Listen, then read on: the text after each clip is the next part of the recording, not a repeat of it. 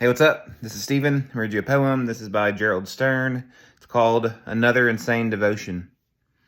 This was gruesome. Fighting over a ham sandwich with one of the tiny cats of Rome. He leaped on my arm and half hung on the food and half hung on my shirt and coat. I tore it apart and let him have his portion. I think I lifted him down, sandwich and all, on the sidewalk and sat with him with my own sandwich beside me. Maybe I petted his bony head and felt him shiver. I've told this story over and over. Some things root in the mind. His boldness, of course, was frightening and unexpected. His stubbornness, though hunger drove him mad. It was the breaking of boundaries, the sudden invasion. But not only that, it was the sharing of food and the sharing of space. He didn't run into an alley or into a cellar. He sat beside me eating, and I didn't run into a trattoria, say, shaking, with food on my lips and blood on my cheek, sobbing. But not only that, I had gone there to eat and wait for someone. I had maybe an hour before she would come, and I was full of hope and excitement. I have resisted for years interpreting this, but now I think I was given a clue, or I was giving myself a clue, across the street from the glass sandwich shop. That was my last night with her.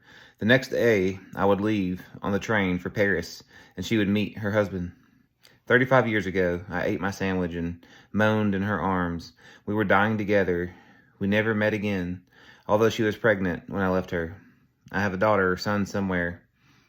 Darling grandchildren in Norwich, Connecticut, or Canton, Ohio. Every 5 years, I think about her again and plan on looking her up. The last time I was sitting in New Brunswick, New Jersey, and heard that her husband was teaching at Princeton. If she was still married or still alive, and tried calling, I went that far. We lived in Florence and Rome. We rode in the Bay of Naples and floated naked on the boards. I started to think of her again today. I still am horrified by the cat's hunger. I still am puzzled by the connection. This is another insane devotion. There must be hundreds, although it isn't just that. There is no pain, and the thought is fleeting and sweet. I think it's my own dumb boyhood, walking around with Slavic cheeks and burning stupid eyes.